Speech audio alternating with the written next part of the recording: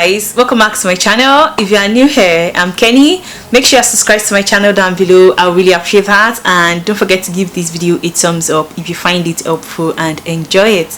In today's video, I'm going to be talking about one of the current routes in which you can come into the UK as a resident and a worker in the UK, you and your family, which is a route that is recently put in place by the UK government for people that want to come into the UK and work as a healthcare assistant. Currently, there is a nationwide shortage of healthcare assistants in the country, so the UK government have put this scheme in place for people that want to come outside of the UK to come into the UK and work as healthcare assistant. So they've laid down the things that you would need to have to be able to qualify to apply for that visa and the things they will be looking at. So I'll be going through these in this video. If you enjoyed this video, please don't forget to give me a thumbs up, subscribe to my channel down below, leave me a nice comment in the comment section below. I'll really appreciate that.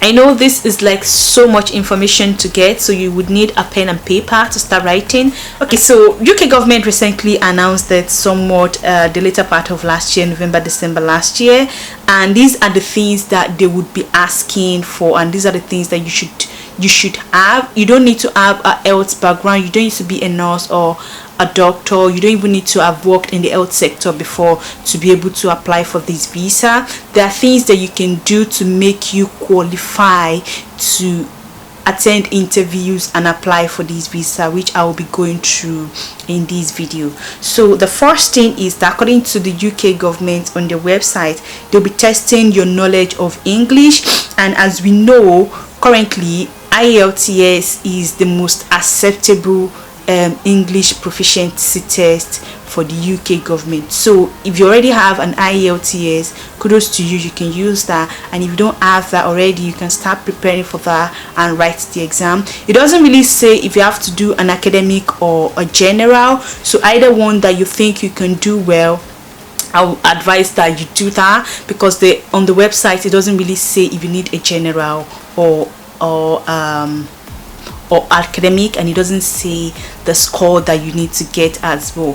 But right now you need to start preparing for that. You need to start making arrangements to write that, and like I said, if you already have an IELTS that you wanted to use for something else and you already have it in hand, that is really good. You can just use it automatically for this visa. So the next thing you want to have in place is what experience do you have, what knowledge do you have to make you say you qualify to be a healthcare assistant. So currently there are different agencies and organizations in Nigeria, since this has been announced and started, that organizing within Nigeria and outside Nigerian training. They are organizing these trainings for people to teach them the basics that you would be exposed to, the basics that would be expected of you to know, especially when you're trying to interview for jobs and that, which I will get to. So you may want to start looking for these agencies, trustworthy ones that will train you on the things, the basic things. If you already work in healthcare, these are the things that you would already know, and it would just be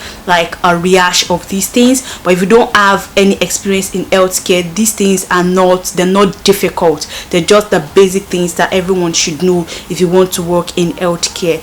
Some of the courses that you'd most likely take with these agencies, which you can even study on your own if you find an avenue to study it, self-study without having to go through an agency, because there are different online platforms right now that you can take these courses, accrue the certificates, and if you're confident enough that you can do it on your own, that is fine. I'm just going to brush through some of the courses that you're going to be that you should like get familiar with. It would be like duty of care, working in a person-centered way, like person-centered care, and duty of care is really big in the UK. So those two things, as well as privacy and dignity, your communication skills, fluid and nutrition, mental health and dementia, safeguarding adults, safeguarding children, health and safety skills, handling information, infection control, basic life support, food safety, moving and handling techniques, medication management and safeguarding, safeguarding around isolation, COVID-19, fire safety.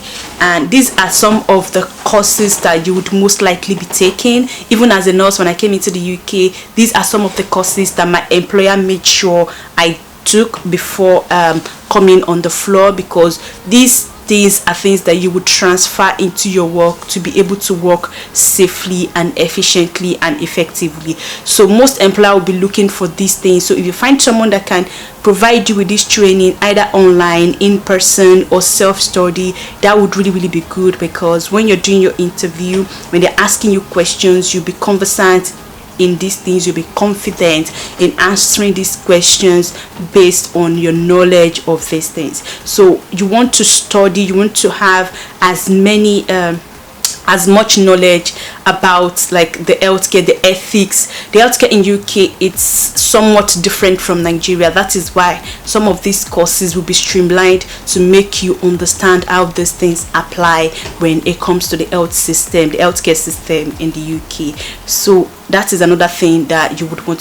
The different agency in Nigeria, and I'm usually very held back in recommending agencies. When you're choosing an agency, or when you're choosing someone to help you with your study and your experiences, to build your experiences and your study and all that, make sure do your own do your own research, do your own verification to make sure they are genuine people, because most of these agencies would ask you to pay for these trainings and these experiences. They will give you, some of them will give you practical postings and placement where you can work in different hospital and care homes in Nigeria to build your experience. So you'd have to pay them for them to do that for you.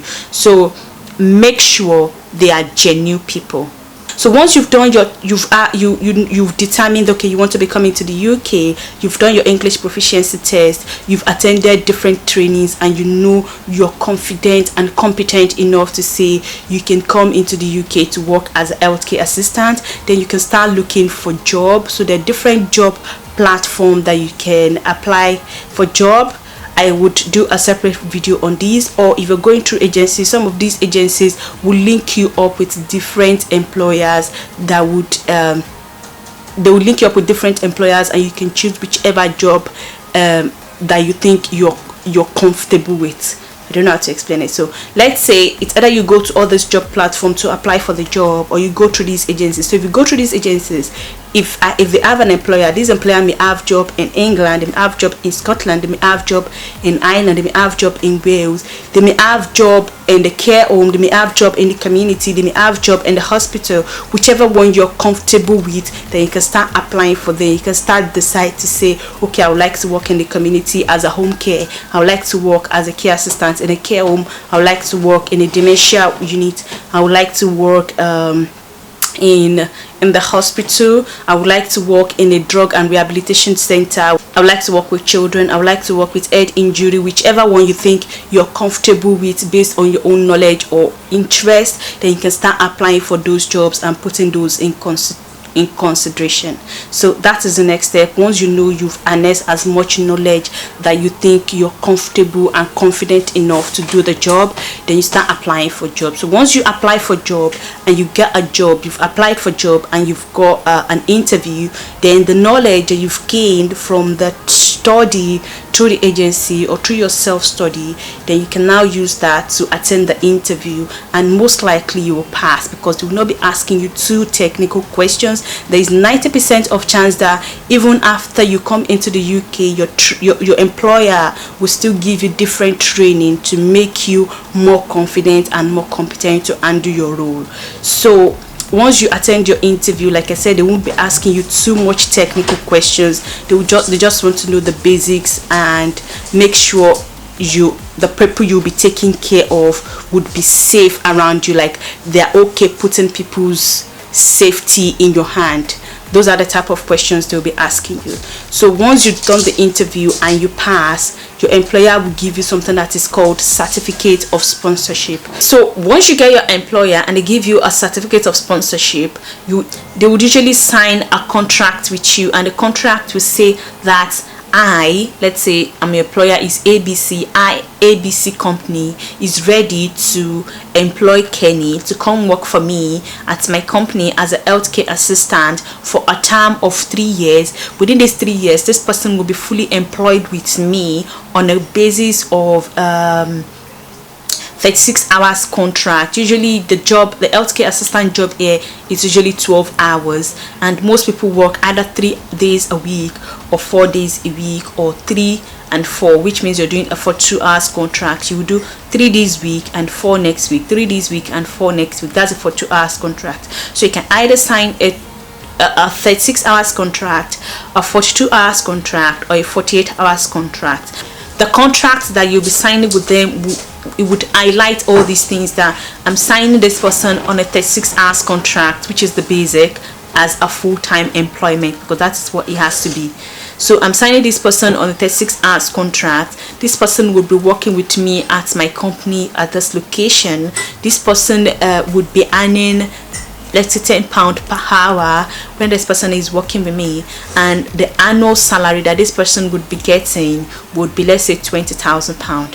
So they would highlight all that. That is before tax. They would highlight all that, and then these are the things that the embassy would want to see to process your visa. This is what they want to see. And with each job, the minimum that you would have to earn, so the basic salary that you would need, I'll put the link to everything I'm saying. I'll put the link in the description box below. The basic salary that you would have to earn is £25,600 per year. So that is on the basis of £10 10p per hour. So the UK government are really, they've like highlighted all these things. They've broken it down to the tiniest bit so that it is easy for people to navigate and know what they're looking for. So the basic job, your job should be able to make sure that you be paid at least £25,600 per year. That is before tax. That is before they've deducted tax. So before tax, you should be earning £25,600 per year, which is really possible looking at the increment in healthcare assistants and all the salary. There's been different increments in wages recently, so it is really possible for you to earn that. Like the basic you would be getting should be around £10 per hour now. So the basic that you'd be earning should be £10 10p per hour, and your basic salary annually should be £25,600 per year before tax. So these are the things that they would be asking for. So when you're getting your certificate of sponsorship from your employer, or when you're looking for a job, when you're looking to pick up job, these are the things you'll be looking at. You'll be looking at the salary as well, to make sure that the salary you would be getting would be enough to make you qualify for this visa, because that is the essence of all this training. That is the essence of all this stress. So the job you're getting should make sure that you'd be qualifying for this visa.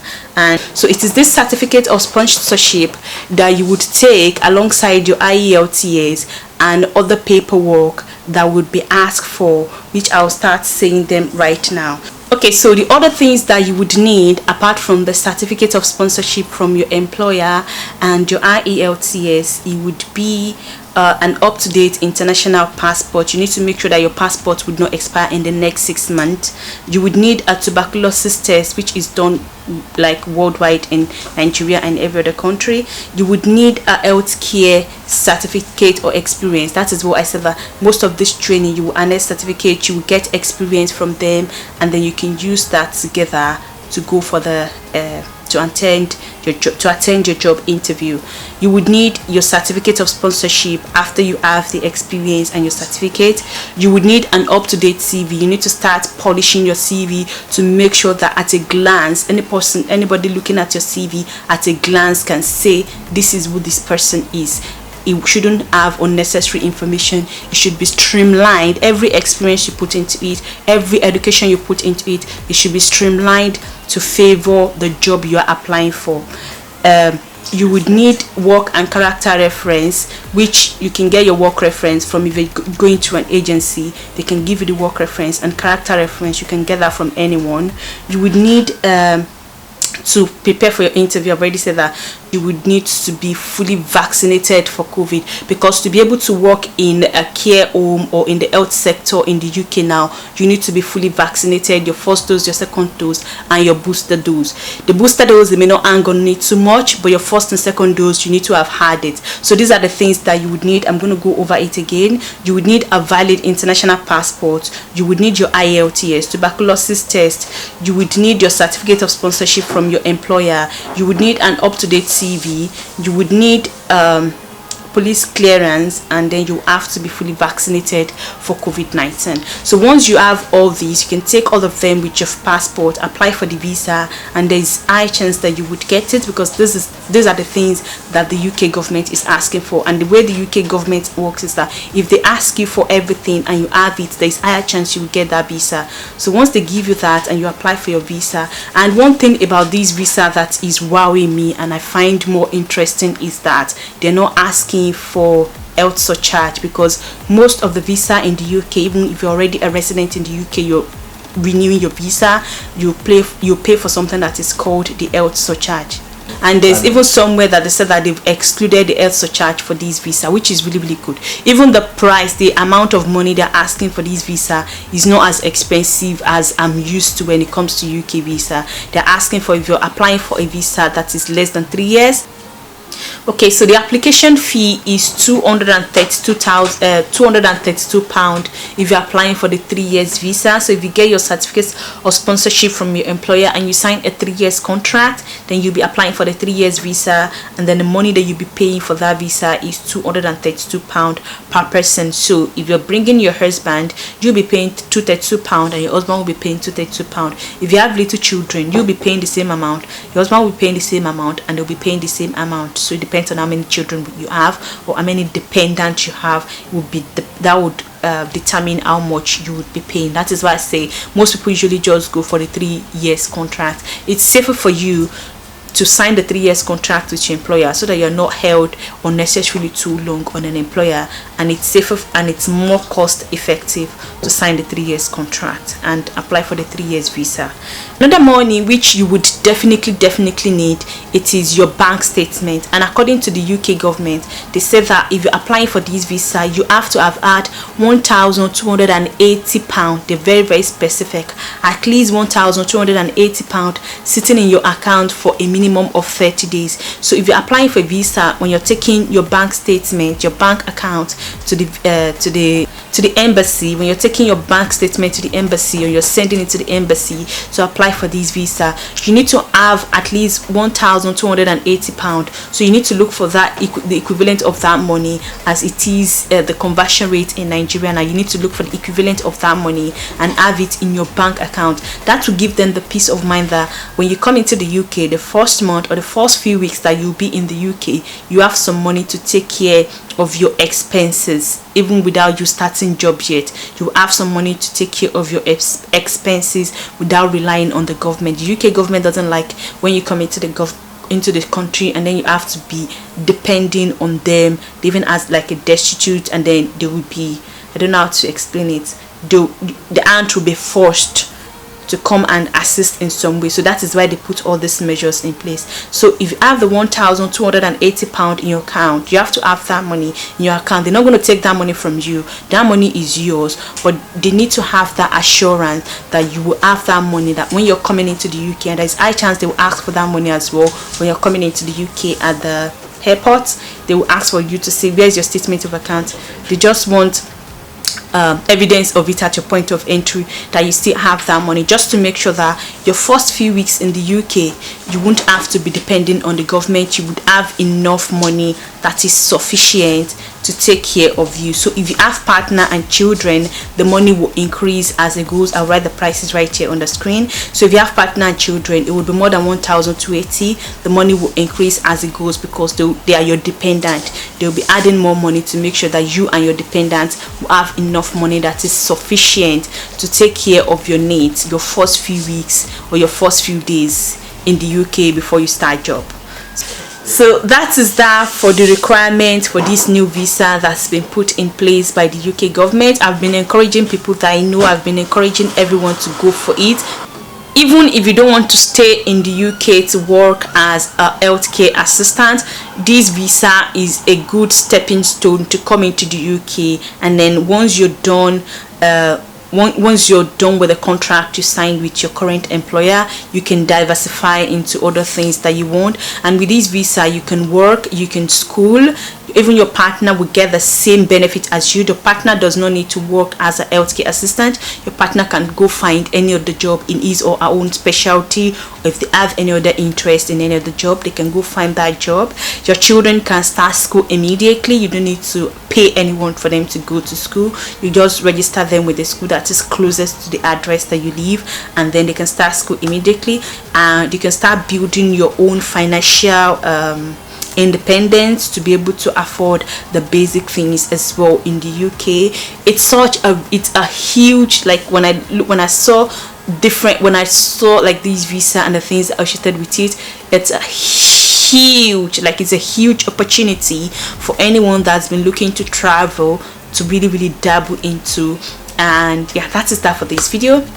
I'm going to have some helpful link down below where you can go through and you would find as much information as you need. So if you're stuck anywhere, or if you need any more further information or clarification, don't be shy to contact me and I'll help as much as I can. So that is that for today's video, guys. I hope you enjoy it.